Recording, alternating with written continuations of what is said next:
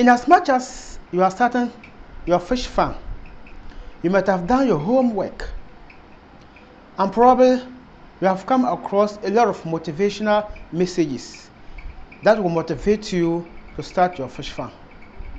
That is very good, and indeed I love and encourage that. But I want to draw your attention to the fact that there are certain things that will also happen to you. You need to learn ahead of such, because most of them you can prevent them. So be aware of them before starting your fish farming journey. Is going to help you to achieve your dream as a fish farmer. And in this video, I'm going to uncover 10 untold facts that are destroying your fish farm. Now, these 10 things, they are very crucial for you to learn and understand them and know how each one plays in the fish farming journey. And when you do so, you can be able to control them. And like I said, most of them you can actually control them. But if you don't know them, you will never know how to control them. So let's get started. The first one is poor water quality. Poor water quality has to do with water body or water that you keep in the pond to contain the water that do not contain all the water parameters necessary for fish to survive. If you say water parameters, we have the water that is made up of chemical combination or biological combination. These things come together to make it healthy for the fish. We can talk about the pH level. We can talk about dissolved oxygen.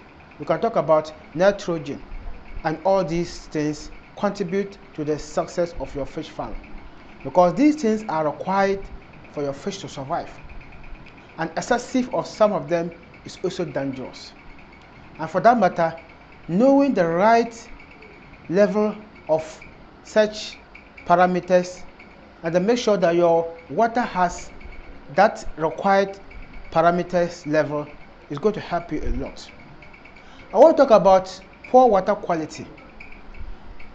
Sometimes the water might be perceived to be good for human consumption or for human, but at the same time it might not be good for fish.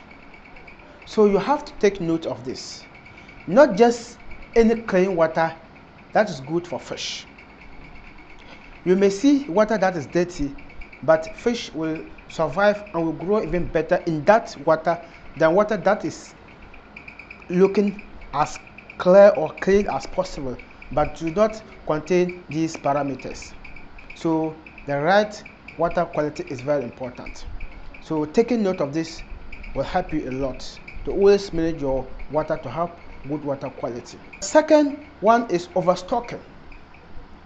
Overstocking means putting fish in the pond more than the capacity of the fish pond. You need to know the quantity of fish to put in your pond. Otherwise, you are going to lose greatly. There's a popular saying that the more fish you stock, the more money you make or the more profit you make. That might be true, but not all instances. You need to take note.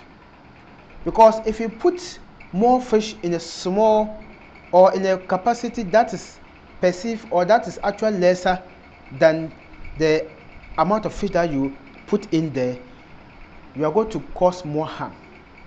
And the harm you are going to cause is that there will be high competition for space, for oxygen, for nutrient that is feed, and that will also lead to cannibalism.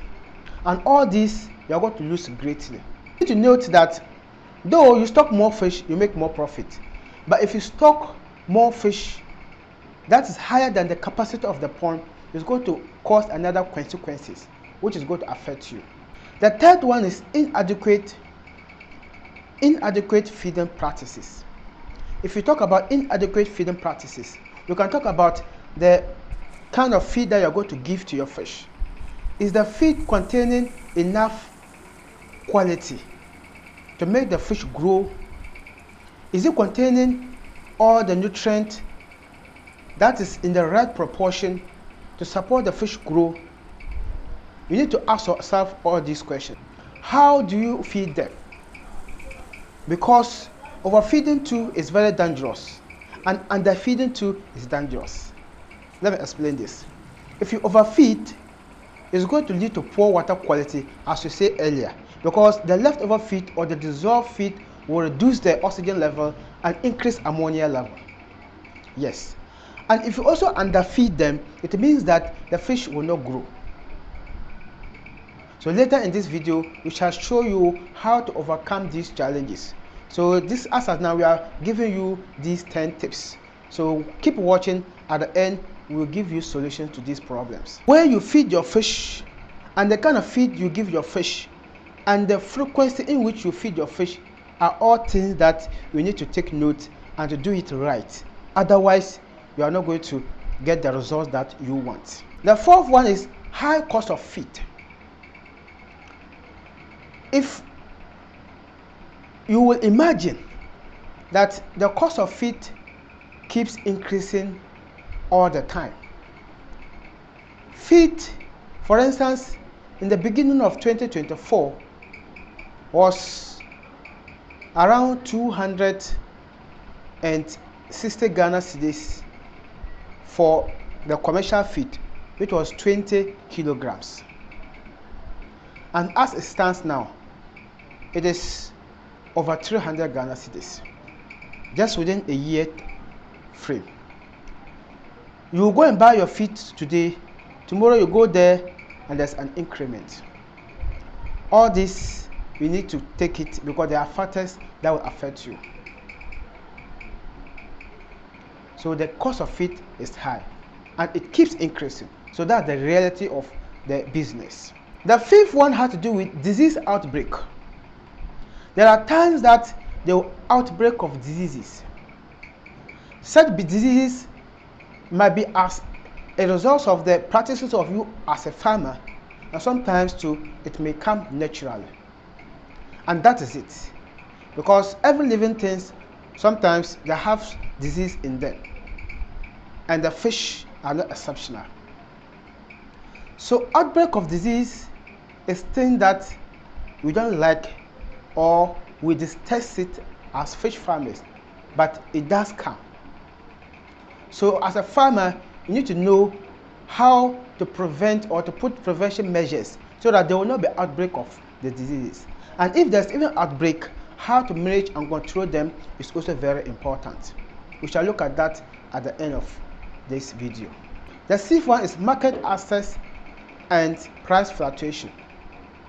The sad reality of fish farming is most of the times there's no available market for us as farmers. Sometimes you produce your fish to the harvesting stage, ready to be sold. Unfortunately, you will not find those who will actually buy them at the time that you want. Most farmers keep their fish more than the time that they are required, not because the fish have not grown, but there's no market for them. And this is very worrying. And sometimes too, the market demand is there, but the price is lower as expected. And they will give you the price, and when you do your calculation, you will know that even if you sell the fish at that price, you are not going to break even, not to talk of making profit. And this is one of the biggest challenge in fish farming. I'm going to make a dedicated video on how to market your fish, and of course how I market my fish to get market. And please, if you are not subscribed to the channel, kindly consider so, as we bring you more educational tips for us to grow our fish together. So stay tuned for that video. The seventh one, which most of the times as farmers we ignore, but also very important, is record keeping. Keeping daily records of your fish farming is very important.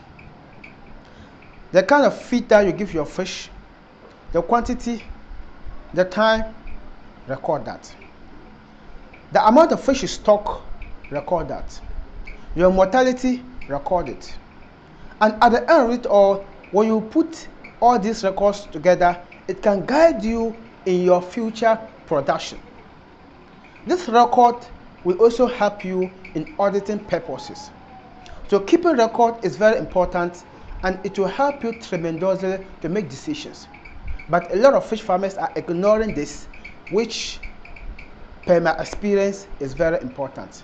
So if you are not been keeping records of your farm, please consider doing so.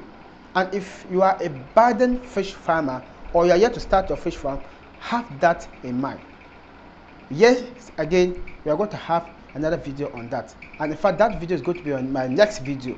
F1 is predation and theft. These are two things together. Predation is when living organisms attack and consume fish. The living organisms could be birds, they could be snakes, they could be tortoises, they could be wild animals, or anything that eats or consumes fish. These are predators. So these predators, they descend into the water body and pick up the fish. And such activity, they do not only consume the fish, but sometimes they contaminate the pond water. That can also lead to another serious implications. And the thieves, again, are individual or people who come and steal your fish. And this is very common. If you do not provide enough security measures, people come to your farm and steal them. And we have instances of that. So to prevent these two things, make sure that you provide either netting to protect predators such as birds and these things that can come into the pond. So when they come, the net will serve as barriers. Or provide fence, either walling or wiring or whatever that can prevent both humans, thieves, and both predators away of your fish. Because these little things, you may ignore them because you have not considered them as important, but they can harm you a lot. And please take note of that and do the right thing to attain the right or your goals that you are targeting on. The ninth one has to do with climate change. Climate, especially when it comes to temperature, affects fish farming a lot, because a very cold weather affects the fish because their metabolism rate becomes low, and for that matter their feed conversion ratio is lower, and that means that their growth rate will be lower. And also a very hot weather is also dangerous for them, because when the temperature is higher, it stresses the fish, because sometimes the fish pond water becomes hot, and that can lead to stress and even mortality. And this one too, again, it depletes the oxygen, and that can also lead to serious diseases and mortality. So very cold water is dangerous for the fish, and very hot weather is dangerous for the fish. So make sure that you adjust your farm to the right climate at the right time. If the weather is too hot, consider providing shading. I have a complete video on how to protect your fish from excessive heat and the method of shading that you can provide. You can check that work out in the description. And when the weather is very cold, especially areas where the weather is very cold, you can provide heaters that can always keep the water warm to support the fish to grow well. 10th one and the last point has to do with government policies and support. There are times that the government support is very inadequate for farmers. Every country has fishery commission, depending on the country and how you call it. But Ghana, we have the fishery commission, and they are responsible for supporting or providing educational tips and guiding fish farmers to grow. Sometimes the officials, they are doing well, but the amount of farmers that are out there are more than the officers who are supposed to provide these educational tips. And I can say that this channel is also helping the Fishery Commission to do some of this work. Yes, because it is part of the duties of the commission to provide educational tips for farmers. So there are times that such support are lacking. And sometimes too, people want to scale up their farms, but government interventions, it could be bureaucratic nature of the institution also preventing them. And these things are also not helping fish farmers to grow well. And sometimes too, people look up for funding or support in terms of financing to start their farms or to expand their farms, but these things sometimes not available, or even if they are available, they are not adequate or they are not enough for all farmers. So these 10 things, if you know them before starting your farm, or if you are already in the business, you have probably have come or experienced some of these things, you will know. And those that you have not experienced, take notes and take measures so that we can all achieve the goals that we want. Now, having a look at these challenges, let's see how we can address them so that at the end of it all, we will even prevent them, because as the saying goes, prevention is better than cure. Now, to provide solutions for this, make sure that you constantly test the parameters of your fish pond water to be sure that the water contains the right pH level, the right dissolved oxygen, nitrogen, and all these parameters that are necessary, including ammonia. And to do so, you need to have the right test kit to be able to do so. And to help you, I'll leave a link in the description where you can check out on Amazon the test kit that can guide you to test that. So doing so will ensure that you keep proper water quality for your fish to thrive in. Just follow the recommended stocking methodologies. Calculate to be sure that the volume of the water in your pond is supposed to contain this number of fish, so that you will avoid overstocking. And when you avoid overstocking, your fish will grow well and you can make profit. And you can also avoid understocking so that you will not leave money on the table. So do the right calculation to know the right thing. And we also have another softwares that can help you do the calculations. We have online softwares, you can check it out. Or you can also calculate it manually. And I am prepared to also make a video on how to calculate the capacity of your fish pond. So stay tuned, and if you are not subscribed, subscribe, so that when I release these videos, you will not miss them. The third thing to do is to use high quality feed to feed your fish. If I say high quality feed that contains the right nutritional proportion, the carbohydrate, the protein, all the things that will support the fish to grow well. Make sure that you give the fish the feed that supports that. You can also complement with natural feed so that you will have the fish growing well. For the market, to give you tips, when you start growing your fish, do not wait till the time of harvest you start running helter-skelter. Once you stock your fish are growing. Start looking for markets. Start meeting restaurants, individuals, shop bars, hotels, and all bodies that uses large volume of fish to tell them about your farm and to give them expected time period for you to harvest. That way you can keep contact with them, make or build relationship and trust with them, so that when your fish are ready, it is easy for you to sell it out to them. Or you can also use social media methodologies to market your fish. And the same applies. You need to start as early as possible so that people will be seeing how you are growing your fish. Then they can trust that you are actually producing healthy fish. And that's what for Aquaponics we are doing. The moment we started our fish farm, we started doing our marketing before we even harvested. Because people have trust issues, especially online. Once they have not seen you producing fish, all of a sudden you are posting fish on your timeline that you are selling. How do you come by them? So these are questions that people are asking, and that might affect the marketing. But once you start, you see how you are growing the fish, then you are probably going to get more customers to buy your fish. So take note of that. And like I said, another way to ensure success is keep proper record. When you keep daily record of your stocking, your feeding, your mortality, all this.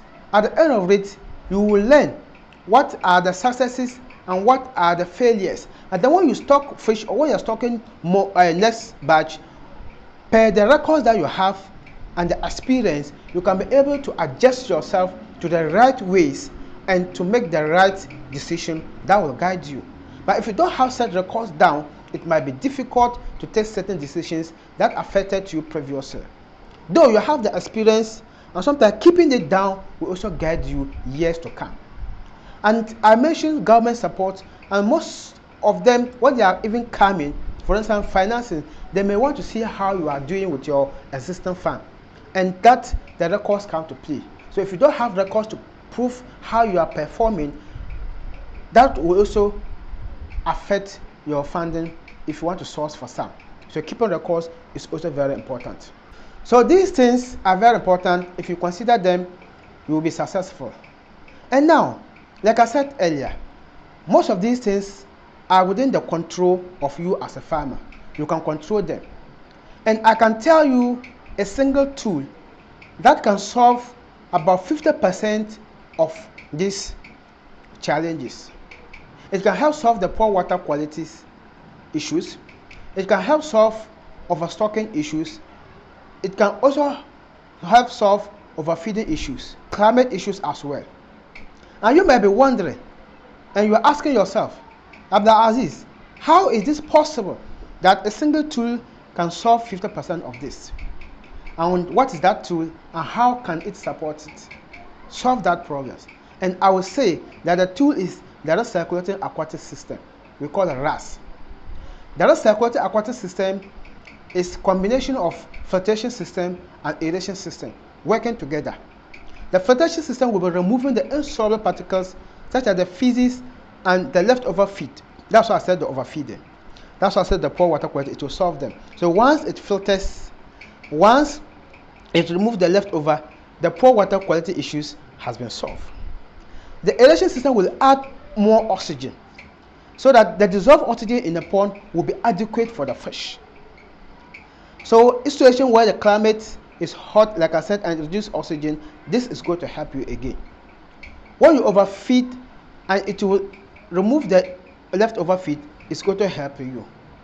When you stock more, because more oxygen will be added and the feces will be removing, it also means that you can have more fish stock. Have you seen how this single tool can help you out? Yes, and we install this. And with this year of experience, as we have been installing this for farmers, and we tend to help others, especially those who are far away from us, we have made a comprehensive course on that.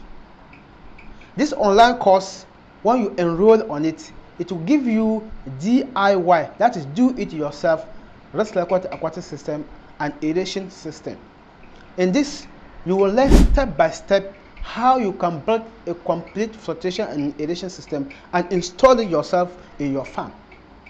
You can also install it to other farmers and make your profit. There's a saying that if someone gives you fish and someone teaches you how to harvest or how to catch fish, the one who gives you fish is less important than the one who teaches you how to harvest fish.